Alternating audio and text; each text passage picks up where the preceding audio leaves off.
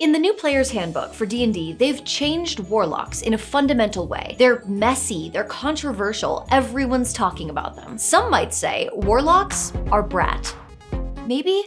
I don't actually know what brat means, and at this point I am afraid to ask. I just know it's this color. A few weeks ago, I walked through character creation with the new handbook, and I mentioned that I had cut a bunch of Warlock-related thoughts from that video. I'm not gonna deep dive into the Warlock class specifically. Well, to be more accurate, I did write 750 words of that and then cut it because that's not what this video is about. Maybe that'll be its own video. This, dear reader, is that video, and there's one big change in particular that had me typing paragraphs: subclasses. Warlocks used to get their subclass at level 1, but in the new player's handbook, every class gets their subclass at level 3, which means a level 1 Warlock player hasn't chosen a patron yet. This understandably has caused a lot of confusion and controversy. How can you be a Warlock without a patron? Now, you might be asking, Ginny, doesn't all of this also apply to the other classes that used to get their subclass at level 1, Cleric and Sorcerer? And yes, you're absolutely right. It's kinda weird to not know what your Cleric's divine domain is gonna be before you choose your deity.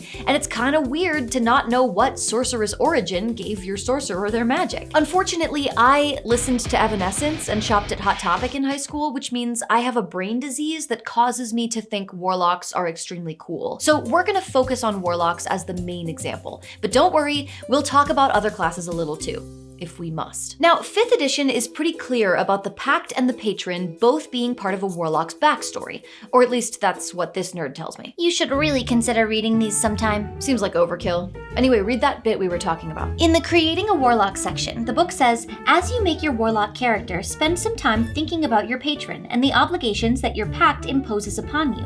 What led you to make your pact, and how did you make contact with your patron? By making the choice of patron a backstory decision, the 2014 handbook gave the player a lot of control. Most Warlock players either got to define their own patron entirely, or at least got to choose the basics, so their DM could fill in a specific entity that made sense in their world. This was also useful for game masters, because they could prepare for how the patron would be incorporated into the world and the narrative, and how they were going to roleplay any appearances in the game. But in the 2024 handbook, the choice of subclass, and with it the choice of which type of patron you've made your pact with, has been moved to level 3. Now, to be clear, this does not mean that you spend your first 2 levels as a Warlock without a patron, like a lot of people have assumed.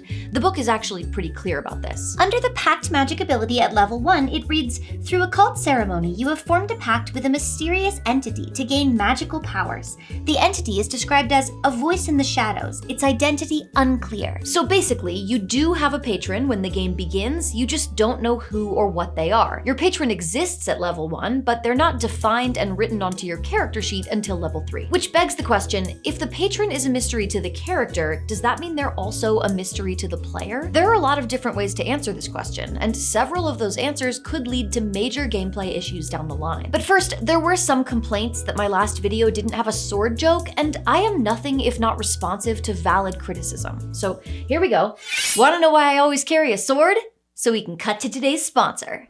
Today's the day. Foundry VTT is talking a big game about their new online tabletop RPG, Ember. Like they think they're the only ones who can revolutionize gaming. With this bad boy, I can do anything they can do. We'll start with the depth and freedom of tabletop RPGs. A dynamic world, customizable characters, and making sure every choice matters. Next, the best parts of video games. Open world exploration, immersive scenes and sound, and systems that handle bookkeeping so you can focus on gameplay. We'll need at least 25,000 explorable hexes with tons of exciting locations and rich history, a dynamic event system so you can weave an epic story, and of course, unique character ancestries and backgrounds, and the kind of token creator you could spend hours with.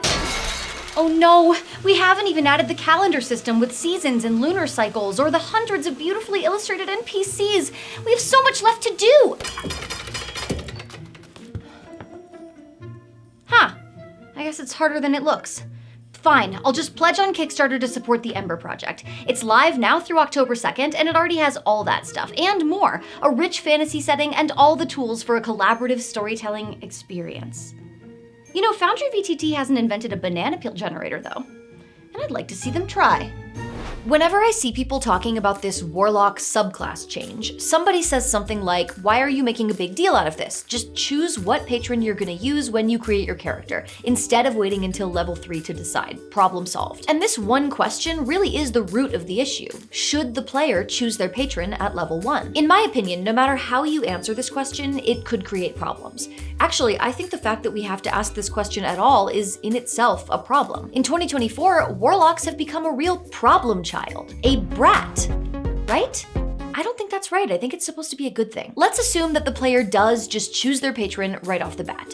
I'm creating Blasphemy the Tiefling Warlock, she's level 1, but I already know that I'm gonna give her a Fiend patron when she hits level 3. The first problem is that now I know something that my character isn't supposed to know. This might make it harder to roleplay and avoid metagaming. Plus, I don't get to enjoy the organic unfolding of that mystery at the table. The second problem is that I am forced to choose my subclass in advance, while some other classes are given more freedom. They can take time to weigh their options and learn how their character plays before deciding. Or they can even draw from their experiences at the table over the first 2 levels to choose a subclass that feels relevant to the story so far. But I would argue that the biggest problem is much simpler than that. If this is the expected answer, it's just sloppy design. Why list a decision in the book at level 3 when you secretly expect it to happen at level 1? New players can't be expected to magically know that they're supposed to choose their patron earlier than when the book says they should. And people will be in the comments saying it should be the DM's responsibility to make sure that the Warlock player knows this. But there are new DMs too, guys. And last I checked, the DM's guide doesn't have a sidebar called Secrets to Let Your Warlock Players In On. Unspoken rules like this are part of what makes D&D feel inaccessible to new players. So let's say we follow the rules as written instead, and we don't choose our subclass until level 3. I'm creating Blasphemy the Tiefling Warlock at level 1, and some shadowy figure is granting her arcane powers. Just like my fellow players who chose wizard or rogue or monk, I can use those first 2 levels to feel out my character and make an informed decision about my subclass. And I can now easily roleplay a warlock who's in the dark about her patron because I am also in the dark. The new problem is, so is my dungeon master. If they want to bring the patron into the story at all during the first 2 levels, they have no information on how that patron should behave. A fiend's voice in the shadows is going to sound very different from an archfae's voice in the shadows. And a great old one patron probably won't be talking to anybody from the shadows, since they're often indifferent to or even entirely unaware of their warlock's existence. I suspect most DMs would take one of 2 paths from here, and both of them, in my opinion, are bad. First, the DM could just not represent your patron in-game at all until level 3. And I hate that, because a warlock's pact with their patron is the defining narrative feature of their class. And that's not me making a sweeping claim, that's literally printed in the 2014 handbook, right? Huh? Oh, come on, you have one job. Job? I'm not getting paid for this. I'm pretty sure having a fictional version of myself on salary would be considered payroll fraud. Just read the thing before this gets any more meta. Fine. Page 105.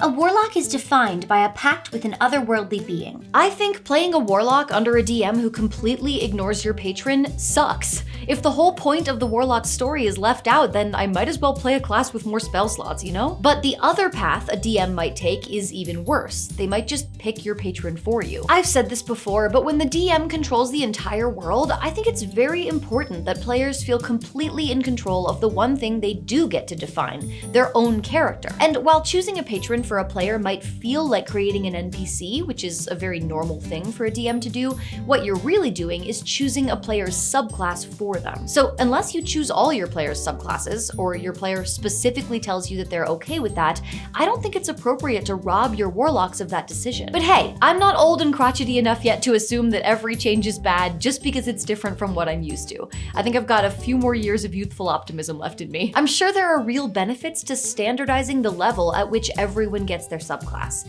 And I want to leave room for the possibility that this change might be good for story and roleplay too. After all, there is something cool and interesting about an unknown patron. As long as you and your DM are on the same page about who makes subclass decisions and when, I won't deny that that's a fun story hook. And taking the relationship building between warlock and patron and moving that from backstory into actual gameplay could be a big improvement. It makes the DM a key part of the process, it allows the relationship to develop organically through role roleplay, and it introduces some of that unpredictability and risk that we come to tabletop games for in the first place. As for the metagaming risk, there are plenty of things that players know that their characters aren't supposed to know, especially once you've got some experience with the game under your belt. So it is by no means a complete deal breaker for the player to know who their patron is before the character does. Plus, Warlocks don't need to be receiving information and making pacts face-to-face in a well-lit conference room in front of a notary public. There are tons of ways you can connect to an otherworldly patron without meeting them, or getting any sense of their personality. You can learn from some ancient forbidden book, or receive cryptic dreams, or get all your information through another creature acting as a messenger. It is certainly possible for a DM to incorporate a patron into the game without knowing what type of entity they are. And if you're into the idea of a fun mystery unfolding before you as you play, there's no reason you can't choose what type of patron you want, but give your DM free reign on the rest. There's ample room for surprises beyond just whether your patron is a fiend or a fae. A great DM will be perfectly capable of building in a twist without choosing your subclass for you. Now, before you stage some kind of intervention, you should know that I am not addicted to Warlocks. I can stop anytime I want. And to prove it, I flipped through all the classes in 2014 and 2024, trying to figure out which ones had weird subclass timing. That's when I noticed something in the Paladin chapter that I'd never noticed before, because I'm way too cool and edgy to have ever played a Paladin. Every subclass begins with a short blurb, just explaining that a subclass is a specialization and then listing the options. And most of them end there, but Paladins alone get a second paragraph. Each of these subclasses... Oh, now you're paying attention. Be my guest. Player's Handbook, 2024, page 113. Each of these subclasses represents a body of oaths that a paladin begins taking upon joining the class. The final oath, taken at level 3, is the culmination of a paladin's training. The source of a paladin's power is their oath, so this passage is just here to explain how you can become a paladin with paladin powers at level 1 when you don't make your oath until level 3. I immediately cross-referenced this with the 2014 handbook, which says basically the same thing, but it also says this. Player's Handbook, 2014, page 83. Although the class features related to your oath don't appear until you reach 3rd level, plan ahead for that choice by reading the oath descriptions at the end of the class. I'm gonna be real with you guys, this is baffling to me. Why was this specific passage removed from the Paladin in the 2024 handbook? If anything, notes like these should be added to some of the other classes. This just demonstrates how easy it would be to resolve this problem for warlocks, clerics, and sorcerers. This has me questioning the way that we're thinking about subclasses in general, regardless of class. Is it a choice that you make early and then aim for, or is it a choice that's informed by what you've experienced at the table? For example, if you know that you want to play a trickery domain cleric, then you choose a deity or a temple at level 1 that aligns with that domain. Or if you know that you want your character to worship Torm, then when you hit level 3, you might choose to be a war cleric, since Torm's domain is war. I don't think either of these are wrong, but it's just weird to me that they're comfortable giving guidance on this front to paladins, but not to warlocks. Why?